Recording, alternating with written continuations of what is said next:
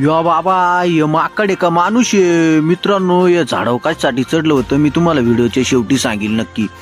तर नमस्कार मित्रांनो, मी चाललोय कामावर जाता जाता आपण बूट घातला, आपली राणी दारात पाहून आपण डायरेक्ट राणी टाटा बाय बाय करून कामाला निघालो. त्याच्यानंतर आपल्याला पुढं गेलो तर आपल्याला गोंड्या दिसला. गोंड्या डायरेक्ट हसला गालामध्ये आपल्याला पाहून डायरेक्ट. मग आपण चौफुलीवर गेलो. चौफुलीवर पाहिलं, चौफुलीवर आपले सगळे बाबासाहेबांचे बॅनर आपल्या राजवाड्यातल्या पोरांनी सगळ्यांनी लावले होते, कारण ते जयंती आली नाही का बाबासाहेब, त्याच्यामुळे पूर्ण चौफुली त्यांनी बॅनरने सजून टाकली होती. मग आपण एजे भाईशी भेटलो, आईजे भाईला भेटलो, पुढं निघालो. मग भाऊसाहेब आणि मी सोबत कामावर चाललो होतो.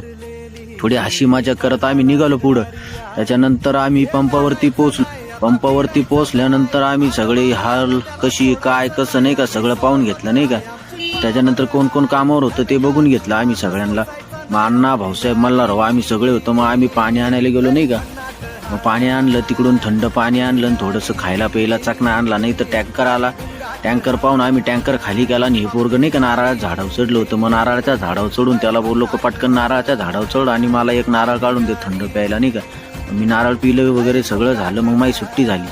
मग हिशोब मी अण्णाकडे पैसे मोजून दिले नाही का. मग अण्णाने गप्पागप पैसे मोजले आणि गप्पागप नाही का आपल्याला सुट्टी देऊन टाकली. मग सुट्टी दिली, आपण बाहेर आलो. बघा शकता तुम्ही संध्याकाळचा नजारा कसा दिसतो सुक्याण्यामध्ये.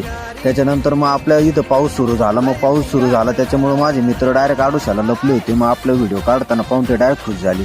त्याच्यानंतर आपण आलो शरद भाऊच्या इथं. शरद भाऊची चहा एक नंबर, म्हणजे सुक्याण्यामध्ये एकदम क्वालिटी नाही का चहा. त्याच्यानंतर आपण त्यांचा चहा बी वगैरे प्याला नाही का आणि आपण डायरेक्ट मग घरी आलो. आपण घरी पोहोचलो. घरी बघू शकता आपली राणी कशी पावसामध्ये भिजत होती नाही का. आणि तुम्ही बघू शकता आमच्या इथलं मंदिर कसं आहे, बौद्ध विहार